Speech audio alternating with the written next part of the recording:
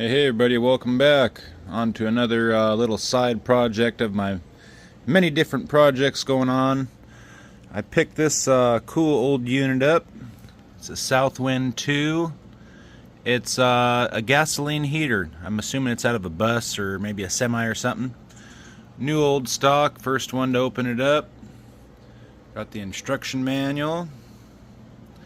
Warranty card, I wonder if that's still valid. And this bag has mounting bolts, and then it also had this exhaust piece. So today we're going to open this thing up, see what it looks like on the inside, and hook some gasoline and power up to it and see what kind of heat we get out of this thing. It says it's 18,000 BTU, so it should be a good little heater. Now I do have a handful of those Chinese diesel heaters, and they work good, but as many people know, like Slade, they don't really work good for a larger area like a garage. So I'm going to give this unit a shot, but looks like it should be pretty cool. So this will be the second gasoline heater that I have worked on and operated. First one was a Eberspacher BN4 out of a bus, early one, 12 volt. Tore it apart, had no idea what I was doing, got it working. I used to have that in my Bug up in the front before I changed it over to a diesel heater. And it worked really well. But anyhow, I'll put you guys on the stand. We'll start tearing this thing apart. Crack this thing open. Now, even though this is technically brand new, it's 1980 new. So this thing's 45 years old. Let's see how everything looks inside.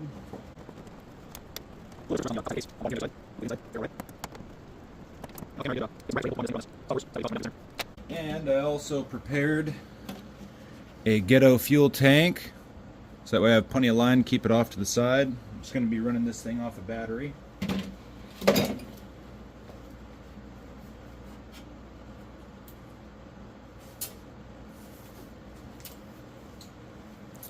Little wiring schematic in there, and all that wiring is also in that owner's manual or user manual. So let's take a look and see what we got.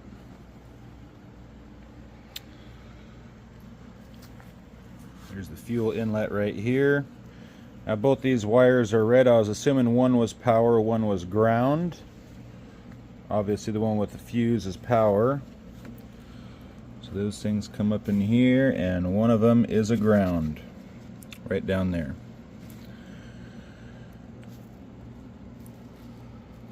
Pretty damn good shape. So the metal line's a fuel inlet. It's got its own pump right here. And then off of that, rubber hose. Let's see if this thing will focus. Come on, camera. There you go. Rubber hose down there, and it says gasoline or diesel haul may reduce hose life. Okay, so that's the outlet from the pump that comes up to the burn chamber, and you can see that sealant they put on the fitting down there. That looks pretty old and slightly deteriorated, so that might have to come off. I think I'm going to leave the side cover off when I fire it up for the first time, and make sure none of this stuff is leaking or there's no fuel leaks. And I'll probably end up replacing that rubber hose because it's 45 years old. Might even be older than that. But everything looks like it's plugged in. This is your switch. There's a knob up here you pull, and that operates that. That's your thermostat. So all the way in is the coolest temp, and then all the way out is your highest temp. So reading through the manual, there's a light right here. And once you pull this thing down to start, then that light should light up. Once it goes out, then you bring that sucker up to run, and that light should come back on. And then the thermostat here will trigger the burn unit on and off to keep the temperature. And it should be good. So when I run this thing out, I'm going to be running at a lower to medium temperature, just to make sure that thermostat's actually working. It does have an overheat protection sensor, just like the Eberspacher does, but it theoretically should work.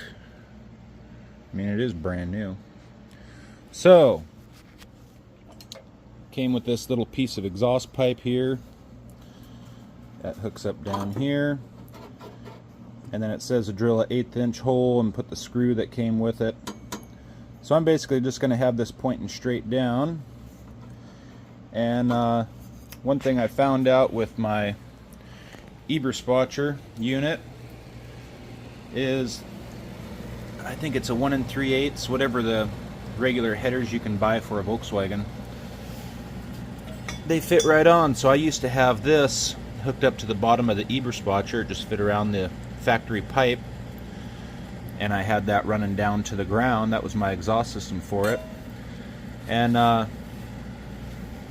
I had a J-tube, and it fit right in. This has a burr on it, so it's not wanting to go in 100%, but you can kind of see a J-tube or a piece of old junk header like this fits right in there. So I'm going to be using this for an exhaust for temporary, but I'm going to put those brackets on this thing, go fill up my ghetto fuel can, make sure my battery's charged up, and we'll wire this thing up ghetto fabulous style and see if we make some heat. Alright, I'll put you guys back on in a minute.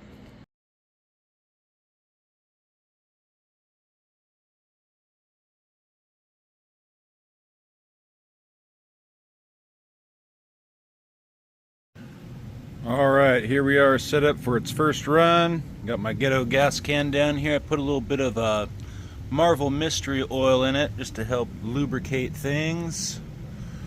And I got my my ghetto bazooka tube, part of a Volkswagen header, just jammed on there. So I'm going to hook the power up.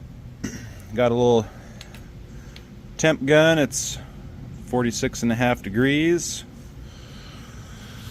So I'm going to put you guys on the stand for a second, and I'm going to hook the battery up. I'm going to crack this thermostat open just a hair. We got green light. Do we have any fuel leaks? Alright, after some messing around, I figured out it wasn't drawing fuel up. So I ended up putting a little acorn filter on there. Blew into the tank, pressurize it, get some fuel up in the line. So now that we have fuel up to there, let's see what it does.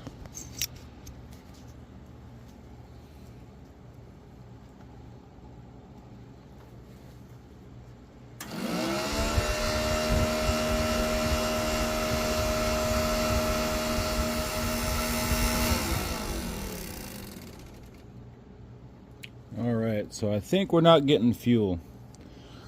Time to dig a little deeper. Alright, so I got this thing torn down. I ended up replacing that fuel line because there was no fuel. That was coming from the pump. I first checked spark. I had spark. I also came to find out that this coil, the ear is broken, and the coil was just hanging down below, so I just pushed it up on the other screw. And it's holding for now, but I'll have to do a little bit more to that. Anyways, we got spark, we now have fuel, we got the right fuel pressure, and then no fuel was going into the burner, so I got the whole burner torn apart, and this little valve, this would get pulled up by the coil. This was stuck. It was stuck in the end of this. So you can probably see there's light through the center of that little jet thing. and on the end of that goes this jet. So this thing wasn't coming out, and finally, I don't know, I just banged it around a little bit and this thing pushed in. I'm like, oh, look at that. So anyways, I'm gonna reassemble this and then we will start again. Now that all that baloney's done, we should theoretically have fire. So let's give her a test.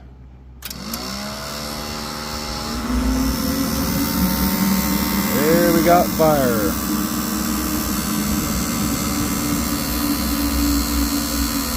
So once this thing shuts off, I'm going to put the covers back on. Actually, I'll run it a little bit longer once this thing goes through its cool down cycle. Make sure that there's no fuel leaks.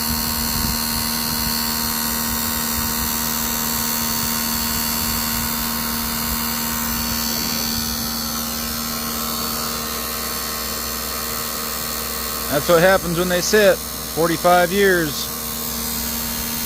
Alright, I'll put you guys back on in a minute. Here we go again. Let's see how it works.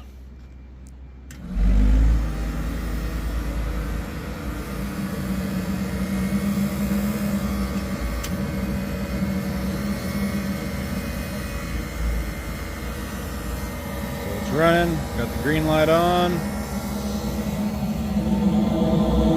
Burn coming out of the exhaust.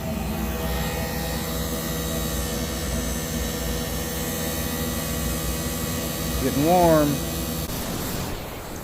So the last time I ran this with that cover off,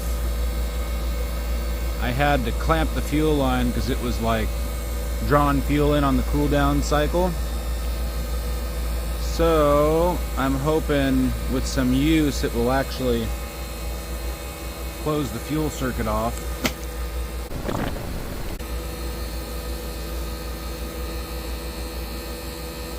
300 and some odd degrees.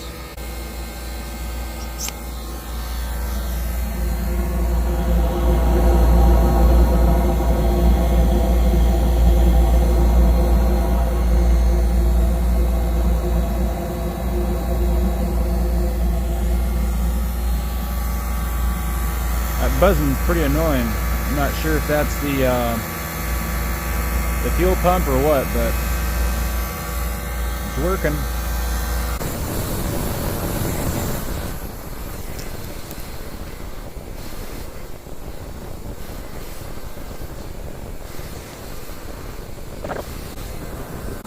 Well, you see the color in that pipe changed.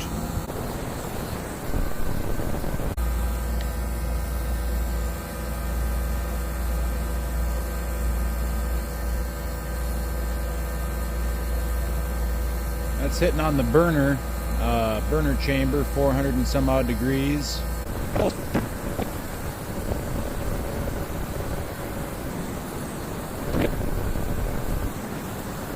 See what full heat gives us.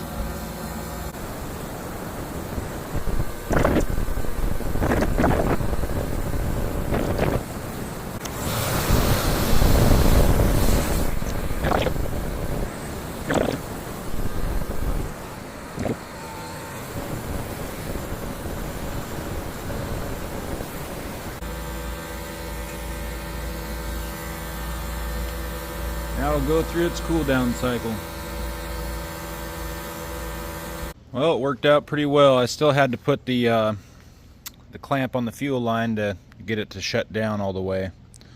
So it's either too high a fuel pressure or the fuel is just dribbling past the nozzle and just continuing to burn slightly. So either a manual valve would have to be put in or electronic fuel control solenoid, but for 45 years old and some tinkering, I got it to work. So I hope you guys enjoyed it, the old Southwind 2, and thank you for watching, thank you for subbing, and as always, we'll catch you guys on the flip side.